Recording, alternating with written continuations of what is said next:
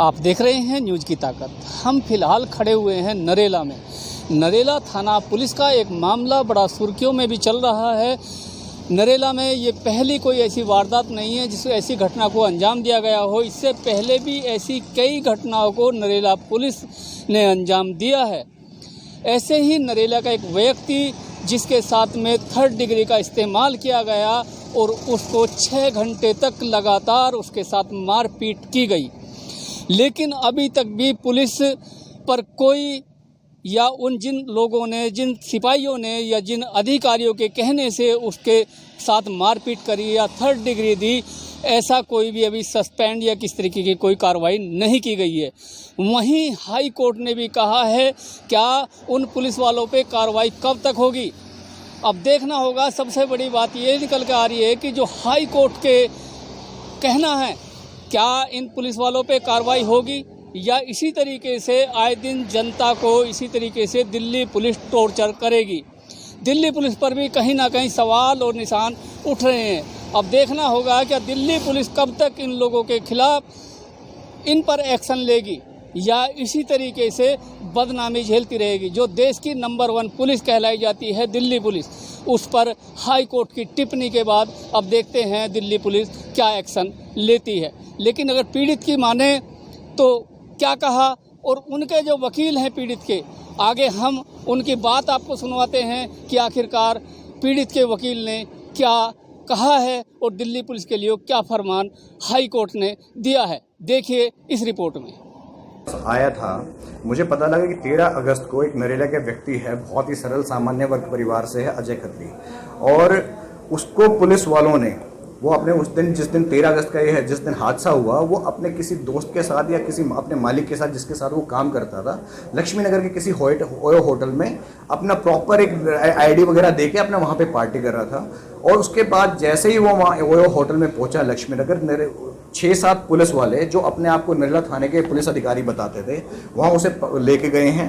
वहाँ उसके साथ मार पिटाई करके पूरे रास्ते पीटते हुए लाके उसे पुलिस स्टेशन लेके आते हैं, नरेला थाने लेके आते हैं।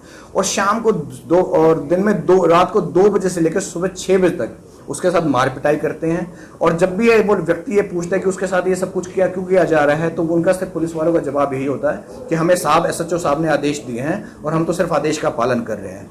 आज तक 13 अगस्त से लेकर आज तक उस व्यक्ति के साथ जो निर्मम व्यवहार पुलिस वालों ने किया है, आज तक उस व्यक्ति को उसका आज तक आधार भी नहीं पता है और पुलिस वाले भी इस जवाब को देने में सामर्थ्य नहीं है कि आज किस बेसिस पे ना उस व्यक्ति के खिलाफ कोई कंप्लेन है, कोई DD एंट्री नहीं है, किसी प्रकार की कोई कंप्लेन नहीं है, कोई क्रिमिनल नहीं है, वो आज तक उसके खिलाफ किसी प्रकार का कोई मुकदमा नहीं है। पुलिस वाले इस सवाल के नाम पे अपना चेहरा छिपाते हुए घूम रहे हैं कि ऐसा क्या कारण था और किसके दबाव में आके उन्होंने इस तरह की निर्मम हरकत उस व्यक्ति के साथ की। अभी कोर्ट में सबसे बड़ा सवाल राजेश यही है कि पुलिस वाले आज तक इस चीज़ का जवाब नहीं दे पा रहे, और अजय भी यही चाहता है कि मुझे कम से कम ये तो पता लगे, जिसके साथ जो विक्टिम है वो ये चाहता है कि मुझे कम से कम मुझे ये तो पता लगे कि ऐसा मेरा अपराध क्या था कि मुझे पुलिस स्टेशन ला गया और इस तरह की क्रुएल्टी से अब मैं सब्जेक्टेड किया गया। और रही बात पुलिस वाले आला अधिकारियों की, हम बात करते हैं, आला अधिकारियों ने इस घटना का संज्ञान लेते हुए, जब ये घटना पहली बार सोशल मीडिया ट्विटर पर आई थी, आउटर नॉर्थ डिस्ट्रिक्ट के एडिशनल DCP साहब ने इस कंप्लेन का संज्ञान लेते हुए अजय को बुलाया था, जो कि इसमें विक्टिम है। बुलाने के बाद शिनाख्त भी हुई थी, जिसमें करीबन 14 से 15 पुलिस वाले जो नरेला थाने के अंदर तैनात हैं उनको बुलाया गया था, जिसमें से अजय ने कुछ पुलिस वालों को चिन्हित भी किया था। ये सारा का सारा मामला और करीबन 16 या 17 अगस्त को कंप्लीट हो चुका था। हमने हाईकोर्ट का दरवाजा इसलिए खटखटाया था क्योंकि 16 अगस्त और 17 अगस्त को सारी कार्रवाई होने के बाद भी, जबकि अजय ने कुछ व्यक्तियों को पहचान भी लिया था जो कल्प्रिट पुलिस ऑफिशियल थे, और SHO को भी बताया, SHO जो बार बार SHO का नाम ले रहे थे, उसके बाद भी आला अधिकारियों ने किसी करते हुए कहा कि पुलिस वाले सीनियर ऑफिशियल इस पे संज्ञान ले चुके हैं और DCP ने ये रिपोर्ट सीनियर ऑफिशियल्स को जाहिर सबमिट कर दी है और बहुत ही जल्दी इस पे फैसला होगा। उस सबमिशन पे हाई कोर्ट ने डायरेक्शन दिया कि जो भी आपको फैसला करना है 10 दिन में इस पे फैसला किया जाए। क्या उन पे क्या कार्रवाई हो रही है, कार्रवाई होगी नहीं होगी, जो भी है उस रिपोर्ट के आधार पर जो भी आपको कार्रवाई करनी है वो 10 दिन के अंदर करें। बिल्कुल 10 दिन का टाइम है। ये अपने आप में बहुत चौंकाने वाली बात है। इस तरह के हादसे, इस तरह का निर्मम व्यवहार जो पुलिस द्वारा किया जा रहा है, हम पूर्वोत्तर राज्य अलग अलग बहुत दूर दराज के राज्यों में तो सुनते थे, लेकिन दिल्ली जो कि देश की राजधानी है उसके अंदर पुलिस वालों का इस तरह का रूप देखना अपने आप में बहुत भयावह है। आज वो किसी, अगर मान लो एक बड़ा ही एक क्वेश्चन आता है हमारे कानून के अंदर, who will police the police. Police की जिम्मेदारी होती है अपराध और अपराधियों पे लगाम लगाने की, लेकिन अगर पुलिस ही अपराधियों की तरह व्यवहार करेगी तो पुलिस वालों पे लगाम कौन लगाएगा? तो उसकी जिम्मेदारी हमारे न्याय प्रणाली की आती है और जिसका हम सहारा लेंगे और हम इस लड़ाई को आगे तक लेके जाएंगे। अजय का पूरा विश्वास है हमारी न्याय प्रणाली पे और न्यायपालिका पे। अजय का कहना है कि मैं कुछ भी हो जाए क्योंकि मैं गलत नहीं हूं, और अजय अपनी इस लड़ाई को, अजय अपने हक की लड़ाई को, क्योंकि अजय के अधिकारों का हनन हुआ है। ये बताइए प्रदीप जी, पुलिस यहाँ पे पैसे का लेने देने वाली कोई बात ही नहीं थी। जो मेरे सामने जो बात आई थी, ये व्यक्ति जो अजय है ये एक ग्रेन मर्चेंट के पास काम करता है, और जो ग्रेन मर्चेंट जो कि कहीं दूर दराज का रहने वाला है, तो काफी बार क्या करता था, पैसे इकट्ठे करने के बाद अजय जो इसके यहाँ पे काम करता तो उसके घर पे रखवा दिया करता।